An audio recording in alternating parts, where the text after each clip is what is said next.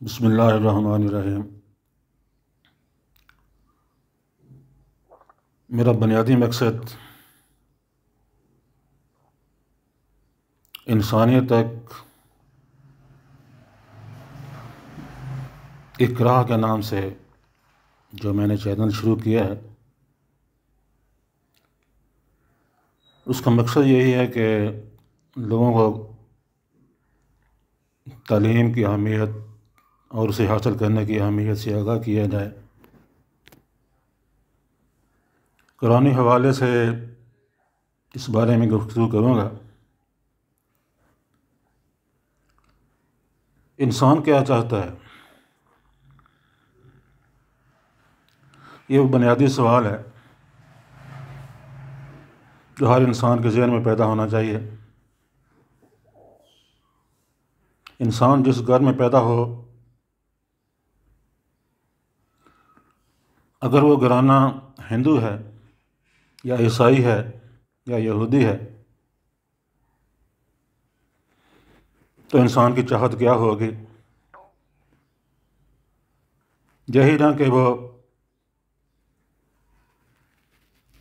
अपनी ज़िंदगी के 50 और 100 साल गुजारने के लिए उसे दौलत हासिल हो जाए, एक अच्छी बीवी हासिल हो जाए, एक अच्छा मकान हासिल हो जाए,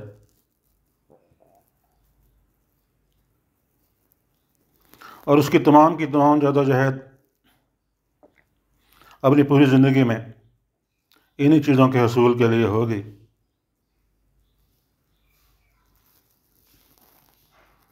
ये ज़िंदगी गुजर जाने के बाद, मौत के बाद, दूसरी ज़िंदगी के अंदर क्या होना है, क्या नहीं होना है, इसकी उसे परवाह नहीं होगी और ना ही होती है। इसी तरह अगर एक इंसान मुसलमान घर के अंदर पैदा होता है और उसका भी बुनियादी मकसद दौलत का हसूल हो, एक अच्छी बीवी का हसूल हो, एक अच्छे मकान का हसूल हो, तो फिर मुझे बताइए कि उसमें और एक यहूदी, एक हिंदू या एक ईसाई के अंदर क्या फ़र्क है।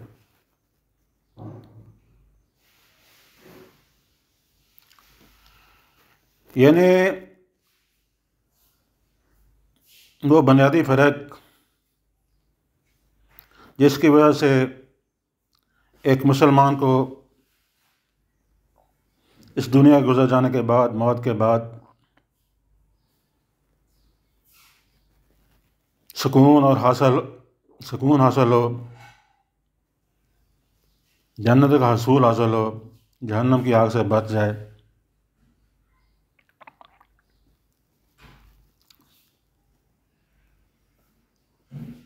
ये उसके ज़हन के अंदर ज़रूर होना चाहिए।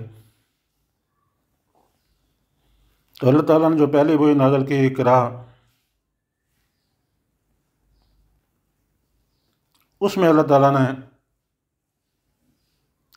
इसी जन्नत के हसूल के लिए इल्म को हासिल करना और इल्म को हासिल करने के लिए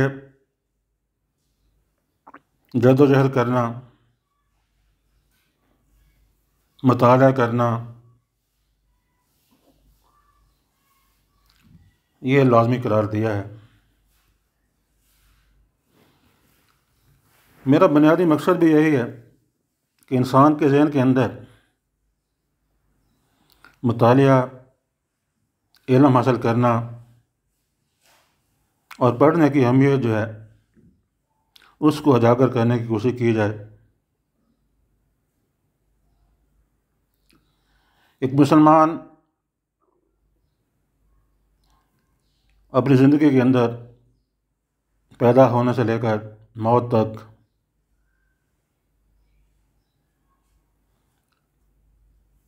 अगर आखिरत में जो उसके साथ होना है उसका इल्म उसे हासिल नहीं करता, तो उसकी ज़िंदगी बेमकसद होगी। मौजूदा दौर में यही सबसे बड़ा फितना बन चुका है। नमाज पढ़ ली तो क्या, ना पढ़ी तो क्या, इसकी उसे कोई फिक्र नहीं है। सिर्फ कलमा ला इलाहा इल्लल्लाह वो समझता है कि ये उसकी निजात के लिए काफ़ी है। क्या वाकई ऐसा ही है?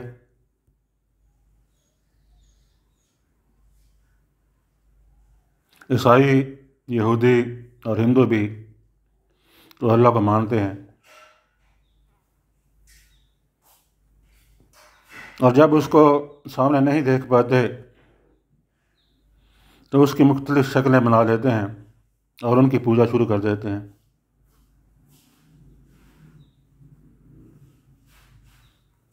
लिहाजा अल्लाह को मानने में, उनमें और मुसलमानों में मुझे तो कोई ख़ास फ़र्क नज़र नहीं आता। फिर क्या सिर्फ कलमा ला इलाहा इल्लल्लाह पढ़ लेने से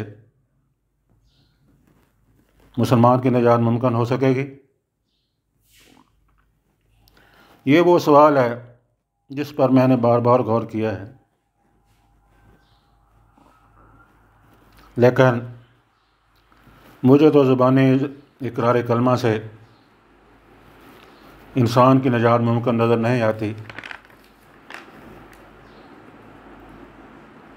बाकी जो उलमा या पीर या फ़कीर या आम इंसान अगर ऐसा समझता है तो अहमकों की जन्नत में रहता है। कि ऐसा मुमकिन है कि रोटी खाए बगैर इंसान की भूख ख़त्म हो जाए और उसका जिस्म तंदुरुस्त और सेहतमंद रहे? एक गब्बी से गब्बी इंसान भी ऐसा नहीं समझता, और ऐसा होना मुमकिन भी नहीं है। कुछ ना कुछ तो उसे बहरहाल खाना ही पड़ेगा।